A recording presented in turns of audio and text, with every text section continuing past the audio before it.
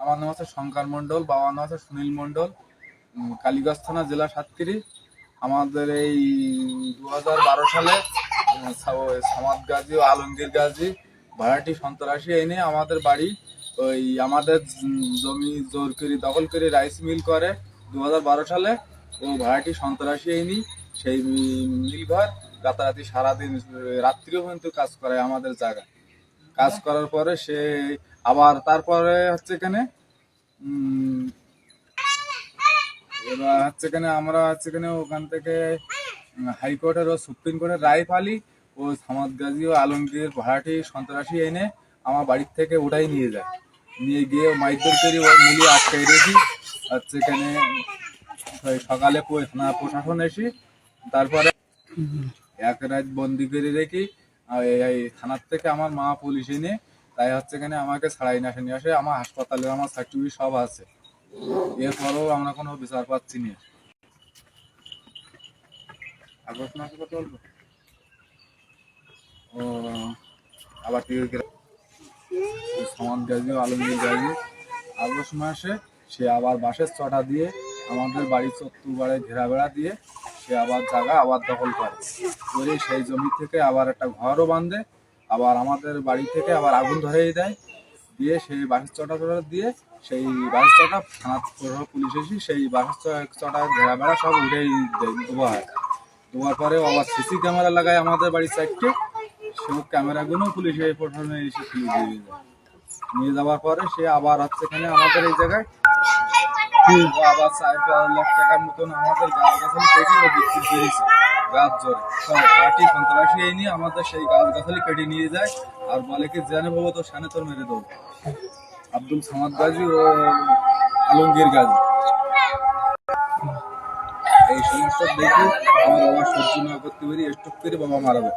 বাবা মারা যাওয়ার পরে আবার এইসব গাছ গাছালি কেটে জমি আবার দখলের চেষ্টা করে। ও আবার হচ্ছে এখানে আমাদের যে জমিটা আছে ওই সাইডে সে জমি থেকেও হুমকি দেয়। ভাড়াটি সন্ত্রাসী ও মিলি থাকে লোকজন তাতে নিয়ে গিয়ে ওই আমার এই অন্য সাইডে আরেকটা জমি আছে 91 দাগে, সে জমির ভিতরে ওকে গাছ জোরেকে দখল করে গিয়ে হুমকি দেয়। সবসময় বলে কি এ জমিও আমাদের কাগজপাতি আমাদের দলিল আছে, ও জমির সেও জমির ভিতরে গিয়ে সে গাছ জোরে গিয়ে হুমকি দিচ্ছে। আমরা এর ন্যায্য বিচার চাই। আমার বাবা হচ্ছে এখানে মারা গেছে আর ডিসেম্বর মাসে ও আবার হচ্ছে এখানে পাঁচিল ও কাটা তারের বেড়া দিয়ে ভাড়াটি সন্ত্রাসী এই নিয়ে আবার গাছ ধরে দখল করে।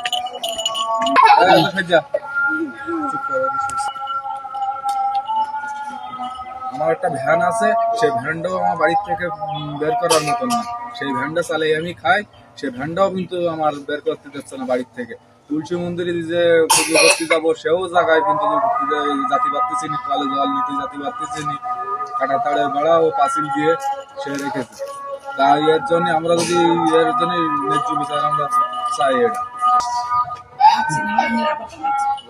আলম চাম্পাবুল কালীবাড়ি, আলম সামাদ গাজী চাম্পাবুল বাজারে। আমরা এর ন্যায্য সঠিক বিচার আমরা চাই।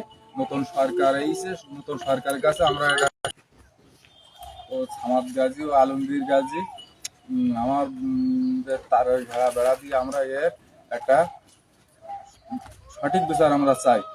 আমরা তুলসী গাছও কিন্তু পুজো করতে পারতেছি না, কলেও যাতে পারতেছি না, আমাদের কাটা তাড়ে বেড়াও পাঁচিল দিয়ে রেখি সে হচ্ছে এখানে আরো বাড়ির ভিতরে এসে হুমকি দিচ্ছে। তা আমরা এর জন্য একটা সঠিক বিচার আমরা চাই। এছাড়াও আরো আমাদের আরো জমি আছে 91 দাগে, আমার ঠাকুর দাদার জমি। আমার বাবা সেখানে তৈরি দেখার লাগাই গাছ গাছালি, কলা গাছ, আম গাছ, বাঁশ গাছ, সকল রকম গাছ গাছালি আছে। সেও জমির ভিতরে ওরা গিয়ে হুমকি দেয় সবসময়ের লোকজন। আমরা যখন ওই জমির ভিতরে যখন চাষবাস যখন করতে যখন যাই সে তখন লোকজন নিয়ে আমাকে মারধর করতে যায়। সেই জমির ভিতরে আমার বাবা যেই মারা গেছে সেই জমির ভিতরে বাবা মারা যাওয়ার পরে আর আমাদের ওই জমির ভিতরে ওরা ঢুকতে যাচ্ছে না। গাছ ধরে গিয়ে বলছে কি যে এও জমি আমাদের, তোদের কোনো জমি নেই। সে জমি আমার বাবা হচ্ছে এখানে গাছ গাছালি তৈরি তৈরি লাগাই, সেই জমির ভিতরে ঘরও আছে, সবকিছু আছে। সেই জমির ভিতরে গিয়ে আবার হুমকি দেয়। আমি যখন জমির ভিতরে একটা নাঙল নিয়ে যাবো, একটা কিছু নিয়ে যাবো, দল বেঁধিকে আমাকে মাইদের করতে যাচ্ছে। আর সবসময় ভাড়াটি সন্ত্রাসী ও সবসময় ইয়ে করা আছে, ফিট করা আছে। সে জমির ভিতরে আমার কিছু লাগাই খাইতে হচ্ছে না। আমি যে একটা ভ্যান আছে ভ্যান কেন আমার বাড়ির থেকে বের করে নিয়ে আমি চালাই কিছু করি খাইতে পারতেছি নি, সব সময়ের জন্য আমাকে হুমকি দিচ্ছে ওরা।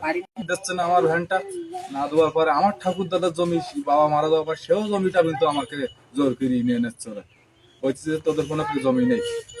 তাহলে এভাবে আমরা ন্যায্য বিচার চাই, এর জন্য সঠিক বিচারটা আমরা যেন পাই।